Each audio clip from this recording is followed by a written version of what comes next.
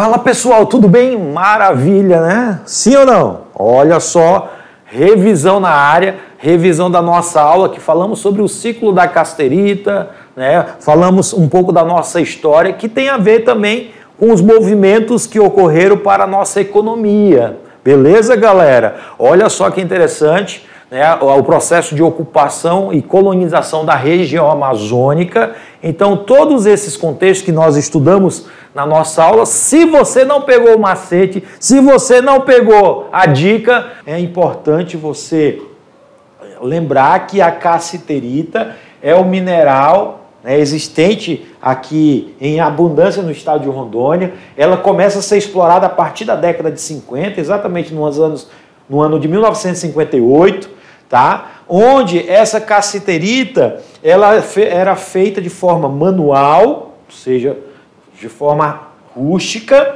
ok? Essa cassiterita, o estado de Rondônia é um dos maiores produtores desse mineral, né? Ela é importante para a produção ou para a indústria brasileira, seja a indústria siderúrgica, seja a indústria automobilística, né? Porque você vai encontrar cassiterita, aí eu quero que vocês olhem para mim, você vai encontrar elementos da cassiterita na indústria automobilística, você vai encontrar elementos da cassiterita ou do estânio dentro da composição da lata de sardinha, dentro das geladeiras, dentro dos ar-condicionados, dentro dos automóveis, aeronaves, tudo isso vai ser encontrado a nossa cassiterita.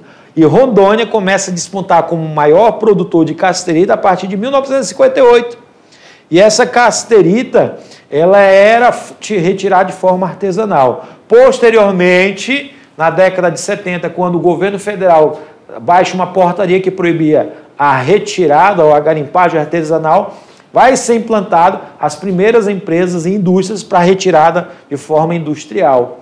Ok? Um outro detalhe sobre a cassiterita que eu falei para vocês é que essa cassiterita, hoje, atualmente, ela vale em torno de R$ 112 o quilo, né?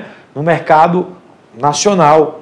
Né? Então, ela tem um valor econômico bastante considerado. E os maiores produtores de cassiterita, hoje no estado de Rondônia, é exatamente a região ali de Ariquemes. Mas no início da década de 50, final da década de 60, 70, onde ainda existia a produção, havia cassiterita ou áreas produtoras, não somente ali na região do Vale do Jaguari, mas também na parte central do nosso estado, ali na região de Paraná, Cacoal, né, Machadinho do Oeste. Essa região também produzia cassiterita nesse período da nossa história.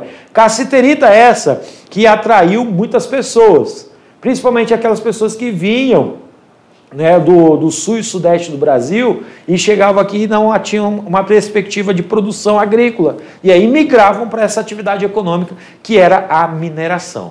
Compreender essa parte da cassiterita, do ciclo da cassiterita, ou ciclo da mineração, vamos lá na tela falar sobre o outro assunto que foi falado ou comentado na nossa aula, que foi a abertura da BR-364.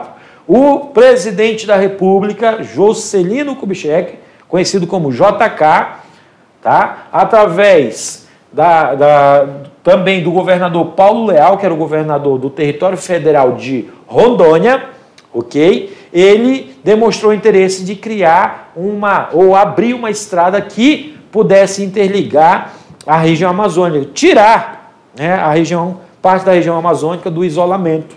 E aí, o JK, no seu projeto ambicioso de desenvolver o Brasil em 50 anos em 5, abre a BR-364, que tinha um nome como BR-029 na época, ok? Nesse contexto, vale salientar que a BR-364 ela foi aberta pelo 5º BEC, 5º Batalhão de Engenharia e Construção. Ela tem uma extensão que começa do interior do estado de São Paulo, passa por parte de Goiás, passa pelo estado do Mato Grosso, passa pelo estado de Rondônia e vai até o estado do Acre, certo? E ela foi pavimentada no governo de Jorge Teixeira de Oliveira, certo? Já no início da década de 80, quando ele consegue, com o governo federal, criar o projeto de asfaltamento. E essa BR, ela vai ser importante, porque a partir dela, o nosso escoamento produtivo passa, tanto do estado de Rondônia quanto do Mato Grosso. Vem por ela até chegar nos portos, do porto aqui na região da cidade de Porto Velho. No ciclo agrícola, também, ele tem um contexto econômico e importante para o nosso estado, porque é a partir do ciclo agrícola que o estado de Rondônia vai ser referência na questão produtora, na produção agrícola. E essa produção agrícola começa lá quando o INCRA estabelece os projetos de colonização, como, por exemplo, o PIX-CID de Nigirão, né? o projeto de assentamento dirigido, né? São projetos de colonização em que assentavam, doava terras para as pessoas que estavam migrando para a região da Amazônia, para a região do território federal de Rondônia, e essas pessoas recebiam lotes, e esses lotes as pessoas eram responsáveis de fazer o desmatamento, a queimada, para iniciar o processo de produção agrícola. Essa produção agrícola que baseava-se no quê? Feijão, arroz, mandioca, banana, todos esses produtos hoje são produtos da produção agrícola também, que junta-se agora mais recente com a soja. Mas todos esses produtos já iniciavam com esses produtores que estavam sendo assentados nesses projetos de colonização. Um outro detalhe também sobre esse período é que essa produção ela era escoada por estradas rudimentares, né? E que chegava aos maiores centros por via terrestre, tá? E isso pelas BRs, pelas ROs que foram abertas dentro desse período. Um fato interessante também, que vale você anotar aí, é que o estado de Rondônia, todos os crescimentos populacionais ou os aumentos populacionais foram gerados por ciclos. Ciclo da borracha, ciclo da mineração, ciclo agrícola, todos eles atraíram milhares e milhares de pessoas. E o estado de Rondônia, né, que teve como último governador do território federal de Rondônia o Jorge Teixeira de Oliveira, e ele foi o primeiro governador do estado de Rondônia após a sua instalação nos meados do final dos anos 81 para 82, certo? Ele foi nomeado pelo presidente da República como governador do então estado de Rondônia. Ele também recepciona muitas pessoas, dos migrantes que chegavam aqui, e também, devido à sua influência política, ele colaborou muito para o crescimento e desenvolvimento do nosso estado. Beleza? É isso que nós tínhamos para o nosso resumão. Você tem uma atividade aí para fazer e nós voltamos para a correção.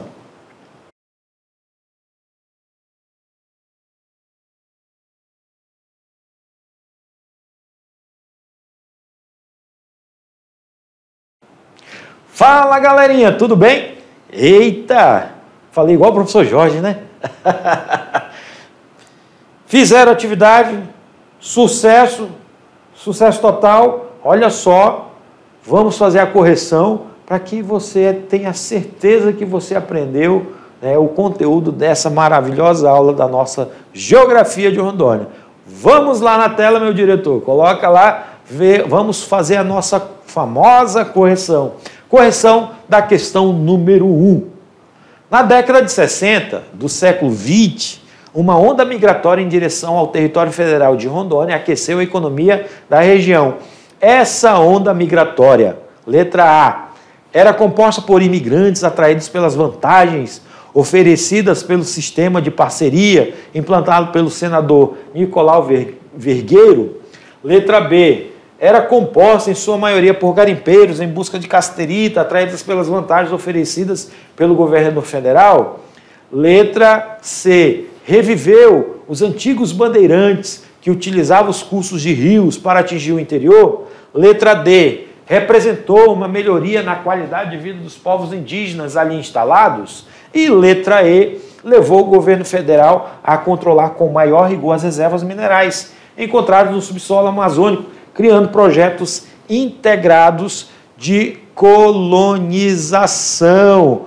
Olha só, era composta de imigrantes atraídos pelas vantagens oferecidas pelo sistema de parceria? Claro que não. As pessoas chegavam aqui, mas eram atraídas, né, ou seja, pela propaganda política, mas não havia parceria. Quando chegavam aqui, eles recebiam lotes, mas não era pelo senador Nicolau Vergueiro, era através do INCRA. Era composta, em sua maioria, por garimpeiros em busca de cassiterita, atraídos pelas vantagens oferecidas pelo governo federal? Essa aqui é verdadeira. Então, você que marcou a letra B, muito bem. Mas e por que as outras estão erradas, professor? Porque exatamente, olha só, reviveu os antigos bandeirantes que utilizavam os cursos de rios para atingir o interior? Não. Então, ou seja, os bandeirantes utilizavam os rios, mas muitos desses garimpeiros vieram pela rodovia de forma bem precária, mas chegavam nas áreas de mineração. Melhorou a vida dos indígenas? Claro que não. Então, isso aqui está fora de questão. Levou o governo federal a controlar com maior rigor as reservas minerais encontradas no subsolo amazônico, criando projetos integrados de colonização? Até aqui, essa parte aqui está certa, mas foi posteriormente. Isso aqui foi na década de 70, quando o governo federal criou a portaria que proibia a produção ou a retirada de forma artesanal, manual. Tá? Só que ela não foi importante, não foi criada por causa dos projetos integrados de colonização. Os projetos integrados de colonização estão ligados ao ciclo agrícola. Beleza? Portanto, se você marcou a letra B, muito bem. Vamos lá para número 2. São causas dos recentes processos migratórios dirigidos para Rondônia nas décadas de 70 e 1980. Letra A, a colonização da BR-364 e os garimpos de ouro do Rio Madeira. Letra B, o segundo ciclo da borracha. Letra C, a colonização do eixo ferroviário da Madeira-Mamoré. Letra D, a formação de grandes lavouras de soja e cacau entre Porto Velho e Humaitá. E letra E, a abertura dos garimpos de cassiterita nos rios de Paraná e Machado. Se ele está falando processos migratórios da década de 70 e 80, é claro que tem a ver com o processo de colonização da BR-364 e o surgimento do ouro na região do Rio Madeira, que a gente comentou sobre isso, o ciclo da mineração do ouro, o ciclo da abertura da BR-364 atrai muitas pessoas de vários estados brasileiros. Questão 3, sobre o surto migratório das décadas de 80, 70 e 80, pode-se afirmar, é muito parecido com a questão 2, só que agora com algumas outras informações. Letra A, aqui resultou do aumento do interesse do mercado internacional pela borracha da Amazônia. Letra B, que foi INCRA, apesar de tentar regularizar a posse espontânea da terra, nunca conseguiu controlar as invasões de terras resultantes desse surto. C, que foi totalmente organizado por companhias de colonização que atraíam e assentavam os novos colonos. Letra D, que o migrante buscava principalmente a atividade de extração da cassiterita. Ele está falando sobre o surto migratório da década de 70 e 80. Aumentou o interesse do mercado internacional pela borracha da Amazônia? Não, porque nesse período já não havia produção de borracha para o mercado internacional. E sim a questão da mineração, a questão do ciclo agrícola. Vamos lá para a letra C. Foi totalmente organizado por companhias de colonização? Não. Quem organizou foi o governo federal, através de um órgão, que a gente já citou aqui. E letra D, por que está errado? Que o migrante buscava principalmente a atividade de extração da cassiterita. Também não era só a cassiterita, tinha outras riquezas minerais, como o diamante, como é o caso do ouro, e também o ciclo agrícola. E a B é a correta. Por quê? Que foi o INCRA, Instituto Nacional de Colonização e Reforma Agrária, que tentou regularizar a posse da terra, mas devido ao aumento populacional, o crescimento da vida de muitos migrantes que acabaram tendo problemáticas, principalmente a questão de invasões de terra. Vamos lá para a questão 4. O povoamento do extremo oeste do Brasil e sua integração produtiva ao território nacional Mais do que um problema econômico, representou, desde o período colonial, um problema geopolítico. Desse modo, embora a existência de terras de Rondônia tenham estimulado a ocupação produtiva do território, a exploração econômica em escala importante desses recursos só foi possível com: letra A construção da ferrovia Madeira-Mamoré. Letra B, os investimentos na melhoria dos portos fluviais. Letra C, a dragagem e a navegabilidade do rio Ji-Paraná. Letra D, a ligação rodoviária entre Porto Velho e Rio Branco. E letra E, a abertura da BR-364. O texto vem falando sobre a questão de povoamento e integração produtiva, especialmente nessa área que nós chamamos de estado de Rondônia. E o que isso tem e as alternativas que ele vem dando, ele quer saber o que motivou a esse aumento populacional e produtivo, ou seja, o crescimento econômico. Foi a construção da ferrovia Madeira-Mamoré? Não, porque a ferrovia da Madeira-Mamoré é do final do século XIX, início do século XX. E se ele está falando aí do período de produção agrícola, exploração mineral, então a ferrovia Madeira-Mamoré não é. Letra B, os investimentos na melhoria dos portos fluviais também não é. A dragagem e a navegabilidade do rio Ji-Paraná, nada a ver. A ligação rodoviária entre Porto Velho e Rio Branco, aí ele está falando só de um trecho, apesar de ser da BR-364. Só que a BR-364, como foi falado, ela interliga São Paulo, Goiás, Mato Grosso, Rondônia e o Acre. Portanto, quem marcou a letra E acertou. É a abertura da BR-364 que atraiu milhares de imigrantes e que proporcionou um crescimento econômico, principalmente das áreas agrícolas. Vamos para a próxima questão. Questão 5. Dentre as consequências da abertura da BR-364, podemos citar: letra A, o incremento das atividades ferroviárias na estrada de ferro Madeira-Mamoré. Letra B, o processo de colonização a partir dos garimpos de ouro localizados ao longo da BR-364 durante as décadas de 60 e 70. Letra C, o processo de colonização agrária que trouxe para o eixo da BR-364 imigrantes predominantemente sulistas, responsáveis pela fundação de municípios como Cacoal e Presidente Médici.